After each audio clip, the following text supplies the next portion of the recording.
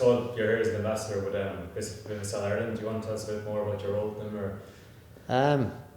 Yeah, I think it's very straightforward. It's an Irish company based in Galway, and I think a friend of mine, Kevin, is involved, and I think Kevin heard me doing a radio interview on the Matt Cooper show, and he said, rang me up and said, would you be interested in endorsing the product? And I said, yeah, of course I'd be interested. And then he kept talking, and it was about hair loss prevention, and so I kind of was a little bit sketchy obviously about it. So obviously for me it's about maintaining hair, and it's an Irish company. He was a sound fella. I enjoyed speaking to him. He was asking for me to endorse him. If you get on well with people, I said, yeah, of course, you know. So that's essentially where it is, you know what I mean. It's as big and small of a deal as you want to make of it, obviously. Did you get worried when he was asking you about promoting? Yeah, I was wondering what the link was. Just said you've a good head of hair, and my dad has a good head of hair, but the brother's a nice like my dad about it. But it's kind of weird now that I'm here today talking about this. But I suppose it's just an Irish company, and it's you know, it was important for me, if I suppose, to build relations with people, and it was just an easy thing to do. Yeah, just like the plug out of the way there, the Six Nations out of the way this weekend. I think it's the first one in 14 years that you're not involved in as a player.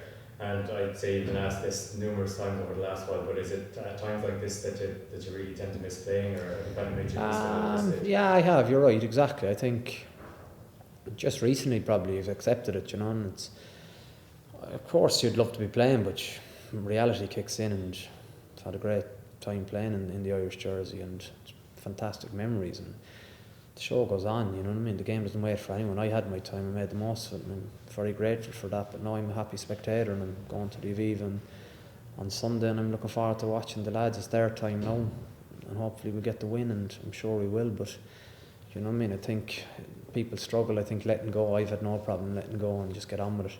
Are you a good fan now, like you're a fan over the wild? Are you very restless watching games, or are you a good supporter just like any other Munster Ireland fan? No, I'd probably play the game through the number 10, you know, so that'll always probably stick with me. But I think it's still a bit early to know if I'm a fan, in terms of, you know, sitting there and probably involved in the game, and I see the game probably differently to a lot of supporters, because I understand the game very well. So it's interesting for me too, and it's a learning period as well. Turning to like the Six Nations itself, would you be optimistic about Ireland's chances? Yeah, I would be. Yeah, I'd be hugely optimistic. I think, obviously, you know, the Australia game was hugely disappointing under Joe Schmidt, and then the New Zealand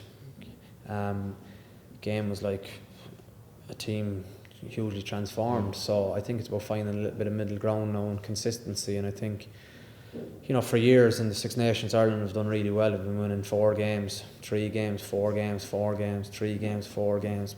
But we need to get back to that level. The last few years we've lost that, and we've been hugely inconsistent. But I think there's a good squad ethos there at the minute. I think there's a lot of senior players stepping up, and I think there's competition for places, and you have a serious management team there. So it all augurs well. I think the fixture structure is hugely favourable too, with the first 2 games at home. If you get a bit of momentum out of them, you could be going to Twickenham for a Triple Crown. Irrespective of how that game goes, you should beat Italy at home, then you could be potentially playing for a Grand Slam or a championship with either 3 out of 4 or 4 out of 5 games in France. Yeah, you mentioned the management team there, and like you didn't get to play under Joe Schmidt, but you would have had a lot of feedback, let's say, from players you played with at Leinster about Joe. But let's say like the Munster players are kind of new into the setup under Joe. Let's say I heard Doug Ryan lately, kind of, you know, he said he was blown away. I think Doug O'Callaghan said something similar. Have you had feedback from that? Yeah, it is. Yeah, the detail has been, I suppose, fascinating for players, and just simple things, but the simple things done consistently well, time and time over again. And I think rugby sometimes, with all the rules, seems very complicated, but when it's played at its best, it's still a very simple game. You get over the game, and you get quick ball, and the backs usually do something with the ball. But how you do that and the process involved in that is crucial. And I think that's where Joe excels. And you know, unfortunately, I never got a chance to play under him. And he's, you know, a serious operator, with people like Brian O'Driscoll saying he's the best coach he's played under. It's huge praise, and I think that augurs well for Irish rugby. just speaking of Brian there, like he's well, as long as he gets a game in the Six Nations, I imagine he will. He's going to overtake you as the clear caps leader for Ireland. I imagine you're not jealous at all, but it's amazing durability that he has to Yeah, and he deserves that because he has been, you know, one of Ireland's greatest players ever, and deserves that. And he's been a warrior for Ireland. And I think, you know, it's amazing. People are fickle, wondering should he have stayed on. But Brian always comes up with the big play, and I'm hugely excited to see what he's going to come up with in this Six Nations. I think he's excited by it. I think he knows where the finishing line is now, and he just needs to kick in for that final, you know, kilometre of the journey that he's been on for a long, long time. What about Johnny Sexton then? Ron, you have a good insight into how he's going this season. Like, are you expecting a big tournament? Would you worry then that he's had too many games? No, I don't think so. I think the great thing about it is it's a complete fresh start for Johnny. It's an Irish game. The November internationals are over. The top 14 is parked, and now I think he goes into Irish camp fully secure of his position in the Irish team for probably the first time, because no matter what other people say or what I say or what he says, I was definitely a shadow for him, and now I'm gone, and I think we'll see the best of Johnny now. And I think with Joe Schmidt there and Johnny driving the team, it could be very exciting times for Ireland again.